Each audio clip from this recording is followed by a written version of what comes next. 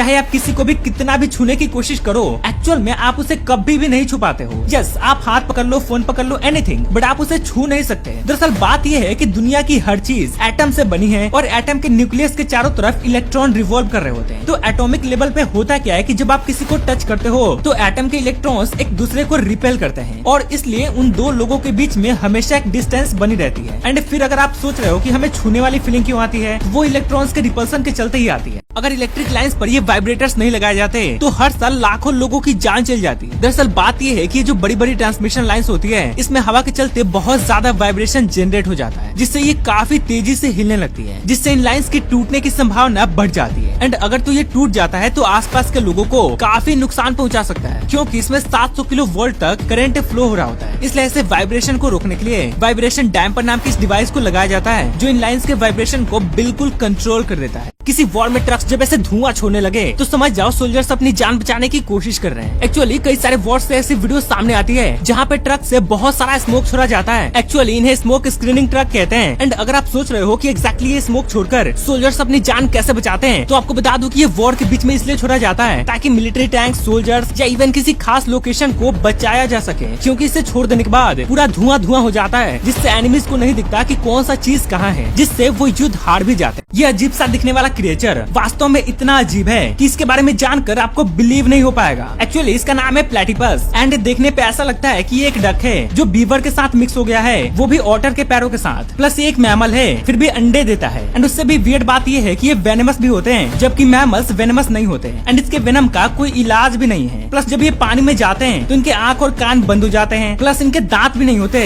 इसलिए कुछ चबाने के लिए इनको अपने मुंह में पत्थर लेना पड़ता है। एंड पता नहीं उनका खाना जाता कहाँ है, क्योंकि इनके पास पेट भी नहीं होता। हाल ही में हुई दुबई में भयंकर बारिश का एक वजह आर्टिफिशियल रेन बताया जा रहा है। बट अगर आप ये सोचकर कंफ्यूज हो कि आखिर ये आर्टिफिशियल रेन कराया कैसे जाता है, तो सबसे पहले तो आप ये जान लो कि बारिश होती कैसे है। देखो, पानी छोटे छोटे आइस के फॉर्म में बादल में मौजूद होते हैं, बट ये इतने छोटे होते हैं कि नीचे नहीं गिरते। बट जब इनकी साइज बड़ी हो जाती है तो ये नीचे गिरने लगते हैं और नीचे गिरते गिरते मेल्ट हो जाते हैं और बारिश के फॉर्म में गिरते हैं। तो दुबई क्या करता है कि जैसे ही बादल दिखता है उसके अंदर एक प्लेन ले जाता है और उन बादलों में नमक डाल देता है, जिससे आइस बड़े हो जाते हैं और बारिश के फॉर्म में नीचे गिरने लगते हैं। इस अजीब से दिखने वाली चीज से आप किसी भी शेप के स्ट्रक्चर पर प्रिंटिंग कर सकते हो। एक्चुअली इसे पैड प्रिंटिंग मशीन कहा जाता है, जिसे सिरेमिक बॉल्स पे डिजाइन प्रिंट करने के लिए यूज किया जाता है। एंड इसके काम करने का तरीका बहुत इंटरेस्टिंग होता है, क्योंकि इसमें मेनली 3 कंपोनेंट्स होते हैं। एक ये पैड, दूसरा ये इंक और तीसरा सिरेमिक बॉल्स, जिसपे प्रिंट करना होता है। उसके बाद ही क्या करता है कि इंक को ऐसे टच करके सक कर लेता है और फिर उसे प्लेट, कप या किसी भी तरह के सिरेमिक बॉल पे प्रिंट कर देता है।